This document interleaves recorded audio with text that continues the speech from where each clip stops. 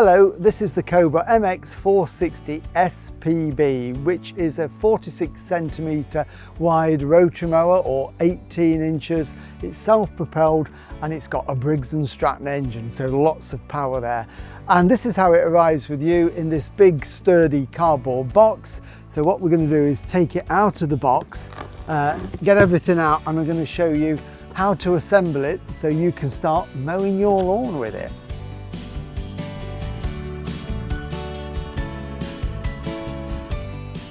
So here it is laid out on the bench, everything you need to start mowing. This is all what was in the box. So we've obviously got the main lawn mower unit here, that powerful Briggs & Stratton engine there. So we've got a little bit of work to do to assemble the handlebars, really simple. That's part of the side discharge, which I'll talk about. Obviously we've got all the manuals. There's an engine manual and a mower manual there. So everything you need to know about this is in there. So keep that somewhere safe. Oil is always there as well. So we've got the oil for it, that is provided. And then we've got various nuts, bolts, washers, screws for the assembly of the handlebars as well. And then finally, we've got this. This is the rust collection box. Just needs a little bit of assembling, nothing too difficult.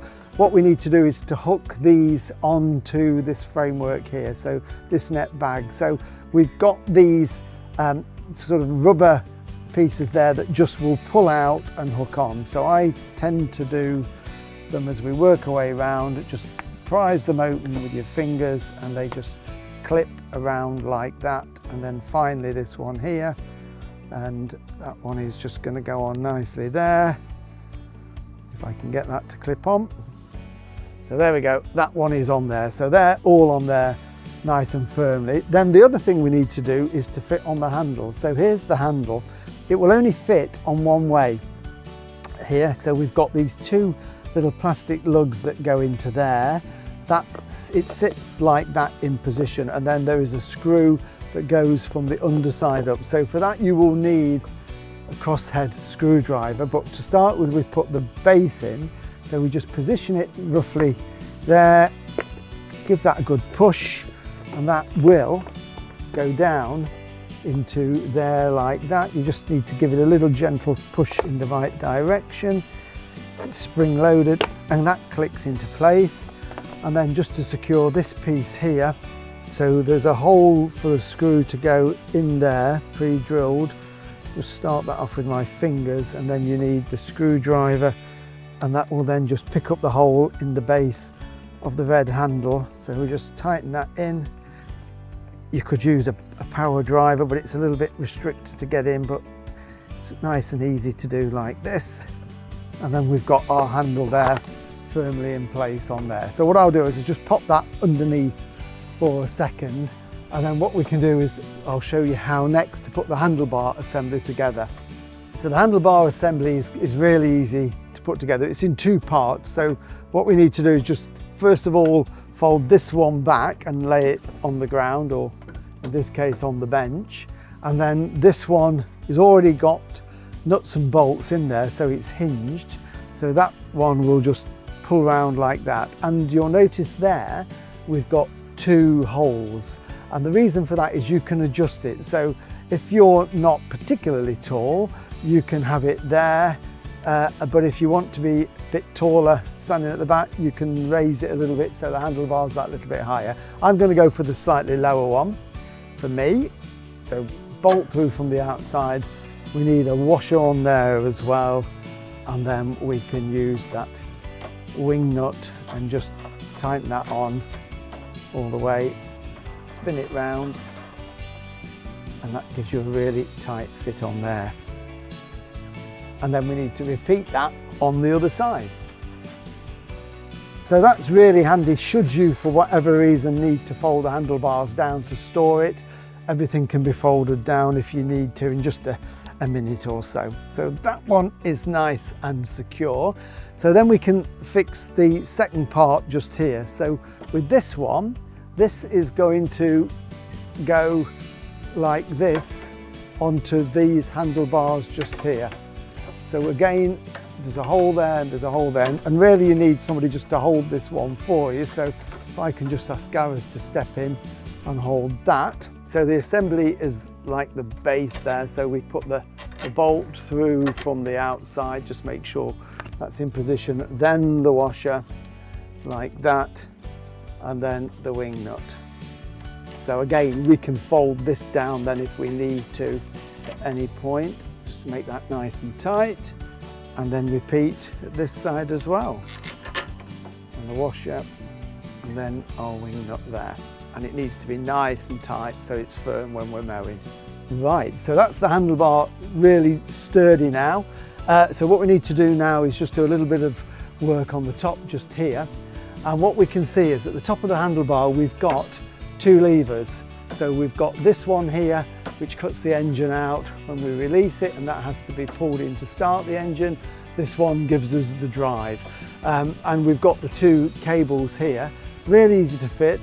It's easy to get them the right way around because the cables, you've got a top cable and a bottom cable, top lever, bottom lever. So I'm just going to pull out this lever here, and then what we do, we can just get the end of this cable here, and it just pushes through the hole, locks into place, and then that springs back into the hole.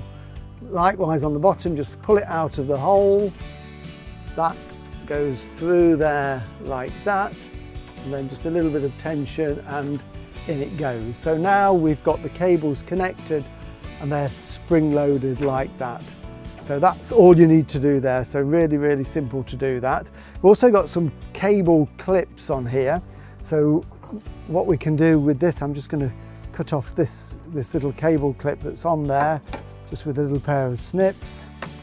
And then we can clamp that onto there, so that just pulls off, and that can be used just to route the cables. I find it easier to put the cables into it and then clip that back on, and they're held snugly in place like that. So they're not going to be wafting around or anything like that. That's it essentially. We've got obviously the grass boxes to look at, but what we need to do now before we can start it is to fuel it up. So we're going to put the oil in first. This is the dipstick here. Sometimes you'll notice there is a little bit of a trace of oil on it. That's just because it was factory tested, but it will have been drained. This engine takes 440 millilitres of oil. It's a 600 millilitre bottle that's provided, so you need to work out. So we need to have about 160 millilitres left in here. So what I'm going to do is put some into it, and then what we can do is we can just check it with the dipstick. I'm just carefully going to pour that in to the engine like that, and we can keep checking that I've got some oil left in the bottle. It's always better to put less in and then put a bit more in than it is to put too much in to start with. So I still need some more in there. So I'm just going to check it, wipe the dipstick, put it in, screw it into position, and then take it out. It's clean oil, so it's a little bit difficult to see, but I'm just up there to the second hole in the dipstick there. So that is perfect. And now we can put some petrol in. So this is fresh petrol, never use stale petrol, any that you've had in a can for a long time. So we're just going to pour some petrol into there, like that. Just enough to start it and show you how it mows. And then any drips we can just wipe off, and that is it. So that is now ready to start. So what we'll do, we'll lift it down off the bench. I can just show you how you put the box on and mow with it, and then we can get it started up and away we go.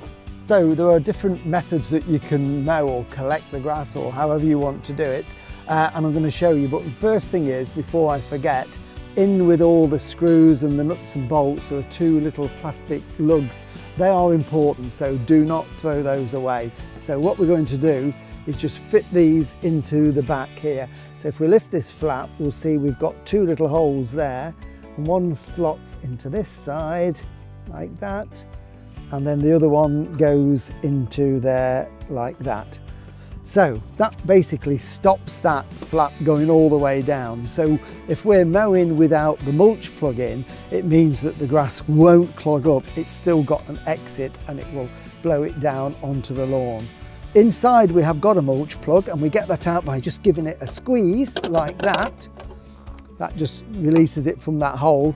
The mulch plug can be used if you don't want to collect the grass clippings. You put that in, it stops the grass blowing out the back, but it chops it really finely underneath the deck and blows it down into the cover of the grass.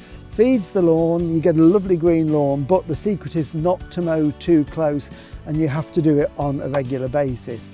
If you don't want to mulch, but you don't want to collect, just put that down and the grass will blow out there like that. For collection, again, we just put on the box, so that just hooks on simply like that, and then the grass will be blown into the grass collection box. And here we've got this little flap that goes up and down. When that's flapping with the flow of air, it means that grass is going in. When it stops, it's full and we need to empty it. So keep your eye on that when you're mowing. It tells you when to empty the box. If you want to use the side discharge, you would take the grass collection box off and we would fit our mulch plug back in like that. And then this goes on the side here. Now this is great if you're mowing long grass, if you've got a little paddocky area or long paths or a little orchard and we don't want to collect it or mulch it because it's too long. We basically lift that flap by pushing in the red button there. That simply clicks underneath there and that holds it in place. So instead then the grass is blown out the side in rows. So perfect if the lawn's got a little bit long and you need to get it down and it's too long to collect, side discharge it and then you can rake it up that way. We're going to mow traditionally with the collection box on, so I have taken out the mulch plug and that can now go back into position like that. So a couple of things to show you. First of all, the height of cut is this lever just here. So it's on the lowest at the moment, always is when you buy it, but you can get to be quite tall there if you want. So if you've got long grass, then you can raise that height of cut and then gradually lower it down. And my tip would always be never mow your lawns too close anyway. You don't want to scalp them, so I would potentially go about that height. And then here we've got the recoil, so we use this to start it, but we can attach it to the handlebar here. What we do is pull in this front lever here, and that just allows us to pull it out slowly. It won't start, and then we can hook that into there like that. So that's there now. So we can start the mower from a standing position. So that's it, it's ready to go. It's all set up. We've got oil in there, we've got the petrol in there. So starting procedure is very simple with this. We've literally got two levers, there's no throttle, no choke. The only thing we need to do when it is cold, there is a prime button just down here, which is just on the side here, this red button. So we would push that several times when it's cold just to get some petrol through into the carburettor. So we've primed it, we've got the two levers there, we pull this one in to start it, and then when the engine's running, we push this one and that will propel us forward. So let's give it a go.